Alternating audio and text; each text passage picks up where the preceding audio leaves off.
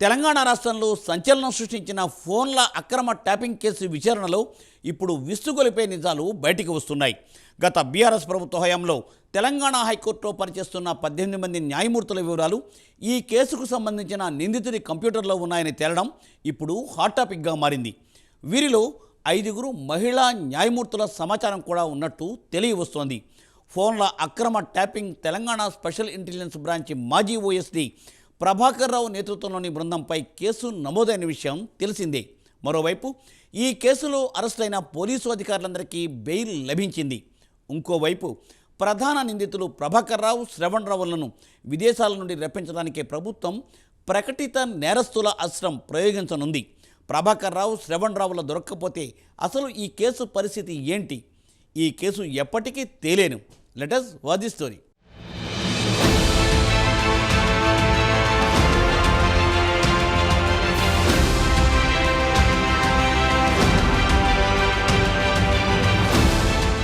తెలంగాణ రాష్ట్రంలో సంచలనం సృష్టించిన ఫోన్ అక్రమ ట్యాపింగ్ కేసులో నిందితుల నుంచి స్వాధీనం చేసుకున్న ఫోన్లను, వారు అధికారికంగా వినియోగిస్తున్న కంప్యూటర్లను విశ్లేషించడానికి ఫోరెన్సిక్ సైన్స్ ల్యాబ్కు పంపిన సంగతి తెలిసిందే.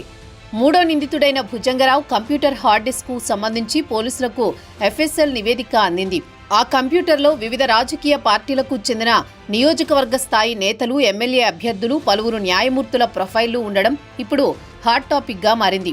ఈ మధ్య పదవీ విరమణ చేసిన 3 న్యాయమూర్తులతో ప్రొఫైళ్లతో సహా మొత్తం 18 మంది న్యాయమూర్తుల వివరాలు లభించాయి. 5 మహిళా న్యాయమూర్తుల సమాచారం కూడా ఉండడం సంచలనంగా మారింది. అందులో పదోన్నతి మీద సుప్రీంకోర్టుకు వెళ్లిన న్యాయమూర్తి సమాచారమూ ఉంది. తెలంగాణ హైకోర్టు నుంచి ఇతర హైకోర్టులకు బదిలీ అయిన మరో 3 వివరాలు ఉన్నాయి. హైకోర్టు న్యాయమూర్తులకే పరిమితం కాకుండా అవినీతి నిరోధక చట్టం కింద ఏర్పాటైన నాంపల్లి ఏసీబీ కోర్టులోని ఓ కీలక జడ్జి ప్రొఫైల్ కూడా లభించింది. ఈ ప్రొఫైళ్లలో వారి ఫోటోలు, పుట్టుపూర్వత్రాలు, విద్యాభ్యాసం, ఉద్యోగ ప్రస్థానం, కుటుంబ సభ్యుల్లాంటి అన్ని వివరాలు ఉన్నట్లు తెలిసింది. ఎఫ్ఎస్ఎల్ నివేదికలోని పూర్తి వివరాలు బహిర్గతమైతే మరిన్ని సంచలన విషయాలు వెలుగు చూసే అవకాశం ఉన్నట్లు తెలుస్తోంది.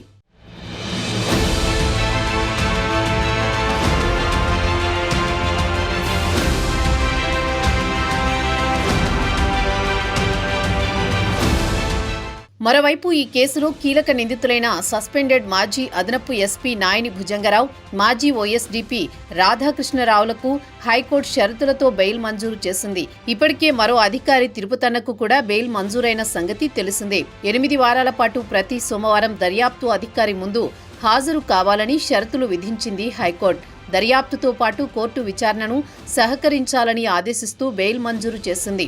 భుజంగరావు, రాధాకిషన్రావుల బెయిల్ మంజూరు చేయాలంటూ వేర్వేరు పిటిషన్లు దాఖలు చేశారు. వీటిపై కోర్టు విచారణ చేపట్టింది. అందుకు ఒకరోజు ముందే పబ్లిక్ ప్రాసిక్యూటర్ సీల్డ్ కవర్లో దర్యాప్తు అధికారులు ఇచ్చిన నివేదికను న్యాయమూర్తికి సమర్పించారు. ఫోన్ ట్యాపింగ్కు పాల్పడిన ముఠా 19 మంది న్యాయమూర్తులపై నిఘా పెట్టిందని, ఇంకా దర్యాప్తు కొనసాగుతున్నందున బెయిల్ పిటిషన్లను కొట్టివేయాలని నివేదికలో కోరినట్లు న్యాయమూర్తి వెల్లడించారు. దీనిపై పిటిషనర్ల తరపు న్యాయవాది అభ్యంతరం తెలుపుతూ నివేదికలో పేర్కొన్న అంశాలు సుప్రీంకోర్టు దృష్టికి వెళ్లాయని, తిరుపతన్న కంప్యూటర్ ఆధారంగా ఫోన్ ట్యాపింగ్ వివరాలు వెల్లడయ్యాయని పేర్కొన్నప్పటికీ సుప్రీంకోర్టు బెయిల్ మంజూరు చేస్తుందన్న విషయాన్ని పరిగణలోకి తీసుకోవాలని కోరారు. అంతేకాకుండా నిందితులపై దర్యాప్తు సంస్థ అభియోగ పత్రం కూడా దాఖలు చేసిందన్నారు.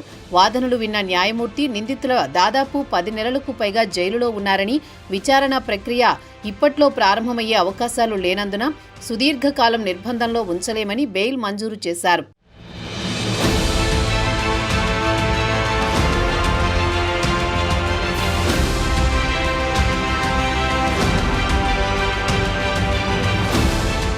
మరోవైపు ఫోన్ అక్రమ ట్యాపింగ్ కేసులో కీలక నిందితులుగా ఉన్న ప్రభాకర్ రావు, శ్రవణ్ రావులను ఇండియా రప్పించడానికి పోలీసులు శతవిధాలా ప్రయత్నిస్తున్నారు. ఇప్పటికే రెడ్ కార్నర్ నోటీసులతో పాటు నేరస్తుల అప్పగింత ఒప్పందాన్ని కూడా ఉపయోగిస్తోంది. తాజాగా ప్రకటిత నేరస్తుల అస్త్రం ఉపయోగించనుంది. తప్పించుకు తిరుగుతున్న నిందితులపై ఒత్తిడి పెంచేందుకు పోలీసులు ఈ ప్రయత్నం ప్రారంభించారు. ప్రకటిత నేరస్తుడు అస్త్రాన్ని ప్రయోగించే దిశగా కార్యాచరణను ఆరంభించారు. ఈ మేరకు న్యాయస్థానాన్ని ఆశ్రయించినట్లు తెలుస్తోంది.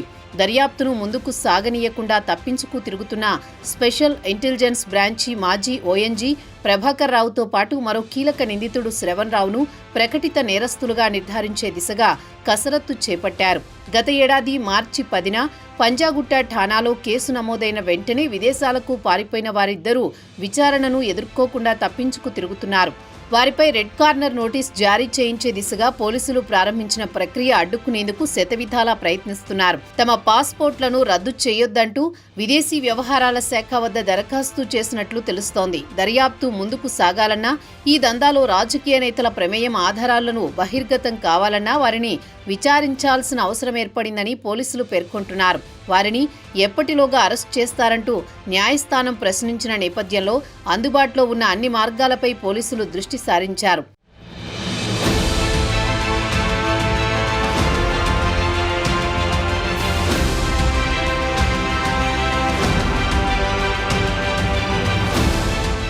సాధారణ పౌరులెవరైనా విచారణకు హాజరు కాకుండా తప్పించుకున్నట్లయితే ప్రకటిత నేరస్తుడిగా గుర్తించేందుకు పోలీసులు ముందుగా న్యాయస్థానం అనుమతి పొందాలి. పోలీసులది సరైన చర్యగా న్యాయస్థానం భావిస్తే తొలుత ఒక ఉత్తర్వు జారీ చేస్తుంది.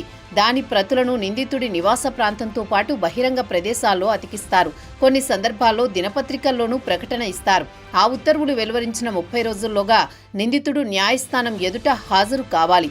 రాకపోతే అప్పుడు ఆ నిందితుడిని ప్రకటిత నేరస్తుడిగా న్యాయస్థానం గుర్తిస్తుంది. అలాంటి వారిని సాధారణ పౌరులు ఎవరైనా సరే పట్టుకొచ్చి పోలీసులకు అప్పగించొచ్చు. అలాంటి నిందితుల ఆస్తుల్ని BNSS సెక్షన్ 85 కింద పోలీసులు జప్తు చేసే అవకాశమూ ఉంటుంది. ప్రభాకర్ రావు, శ్రవణ్ రావుల విషయంలో తెలంగాణ పోలీసులు ఇదే చేయబోతున్నట్టు తెలుస్తోంది. ఇంకోవైపు అక్రమ ఫోన్ ట్యాపింగ్ కేసులో మాజీ మంత్రి బీఆర్ఎస్ కీలక నేత హరీష్ రావును ఫిబ్రవరి 5 వరకు అరెస్ట్ చేయకూడదని హైకోర్టు ఉత్తర్వులు ఇచ్చింది. తన ఫోన్తో పాటు తమ కుటుంబ సభ్యుల ఫోన్లు ట్యాపింగ్ చేసినట్లు, దీనికి హరీష్ రావు కారణమని సిద్దిపేటకు చెందిన చక్రధర్ గౌడ్ ఫిర్యాదుతో కేసు నమోదైంది. ఈ కేసులో అరెస్టైన నిందితులందరికీ బెయిల్ రావడం, ప్రధాన నిందితులు ఇప్పటి వరకు దొరకకపోవడంతో ఈ కేసు ఎప్పటికీ కొలిక్కి వస్తుందని సర్వత్రా చర్చ జరుగుతోంది. చూడాలి మరి ఏం జరుగుతుందో రాబోయే రోజుల్లో.